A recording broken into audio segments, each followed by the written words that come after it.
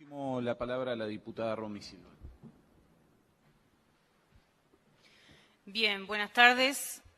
Un saludo a los organizadores del evento y el agradecimiento por la invitación. En primer lugar, quisiera destacar el significado de la democracia plena, de la democracia cuando se habla de la misma. Y eso implica que el ser humano pueda concretar los derechos que están plasmados en el papel. Implica, por lo tanto, que el ser humano pueda acceder y concretar sus derechos esenciales. El acceso a una educación pública y de calidad, el acceso a una vivienda digna, la posibilidad de acceder a una alimentación sana y saludable, el derecho a una asistencia médica pública, gratuita, donde cuando tengas que acceder a los tratamientos o a los medicamentos, esto no dependa del ingreso que tenga la persona.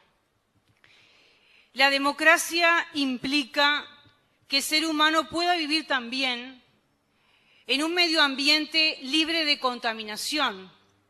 Necesita vivir en un espacio que le permita desarrollarse plenamente y obtener los recursos necesarios para el desarrollo de su vida.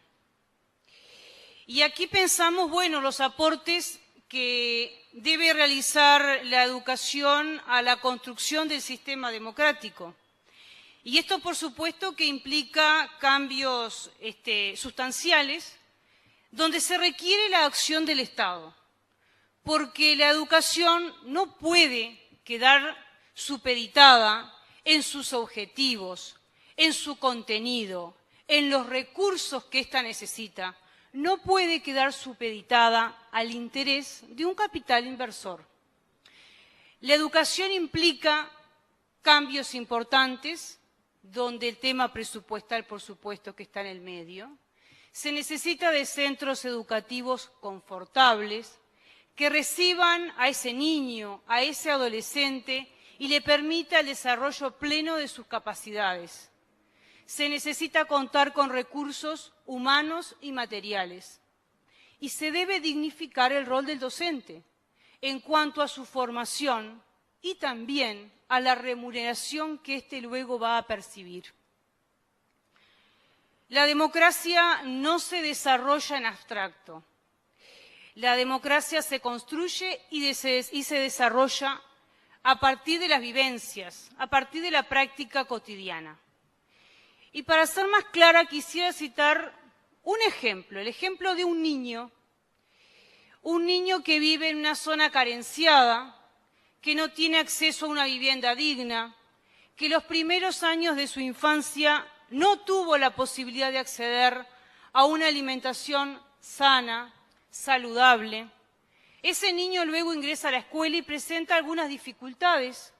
No aprende, no se motiva, tiene a veces problemas en su comportamiento. La maestra lo deriva al fonoaudiólogo y capaz que le lleva hasta casi un año conseguir el turno para acceder al especialista. Este niño no va a tener los mismos derechos que un niño que pudo atender sus necesidades básicas. Tal vez, para cuando lleguen las soluciones, para este niño será tarde. Quizás no pueda acceder al nivel secundario y posiblemente si accede, quede en primer año y termine desertando. Entonces me pregunto, ¿qué puede hacer acá en este contexto la educación? ¿De qué democracia le va a poder hablar cuando ese niño lo único que ha vivenciado a lo largo de su vida ha sido la violencia que implica el no tener las necesidades básicas cubiertas? Ese niño ha vivenciado la desigualdad que le impone la sociedad. El 62% de la riqueza se concentra en un 10% de la población, datos que provienen de la academia. Aquí vemos claramente que una minoría se beneficia en detrimento de una mayoría. cuando las políticas económicas apuntan a financiar proyectos que van de la mano de las propuestas del capital inversor y se deja de lado proyectos o políticas que apunten a atender y cubrir las necesidades básicas, como puede ser el acceso a la educación, a la asistencia médica o a la vivienda, aquí claramente se está actuando en beneficio de una minoría en detrimento de la mayoría. Cuando se opta por un modelo económico que apunta al desarrollo de un modelo productivo basado en el agronegocio, en la producción sojera, celulósica y forestal, aquí se está supeditando, por lo tanto, la producción de alimentos. Se beneficia a una minoría que acapara tierras y concentra riquezas en detrimento de una mayoría. Muchos pueden decir, bueno, el mundo ha cambiado. Eso es real, el mundo ha cambiado en sus avances tecnológicos, pero estos no llegan a todos por igual. Quisiera destacar que estos elementos son importantes tenerlos en cuenta. Algunos quisieran escucharlos, capaz que otros no tanto, pero es necesario tenerlos en cuenta para transitar el camino que permita el desarrollo de una democracia plena.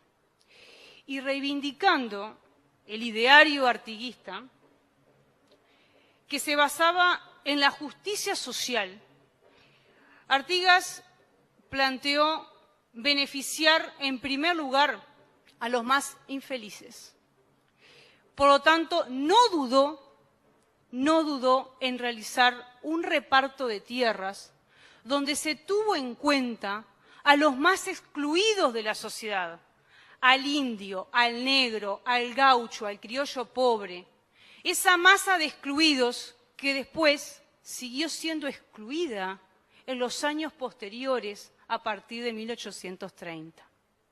Vaya si tenemos un camino por transitar y me parece que estos elementos son fundamentales tenerlo en cuenta a la hora de caminar, transitar hacia una transformación social que le permita al ciudadano concretar sus derechos esenciales y lograr la felicidad. Muchas gracias.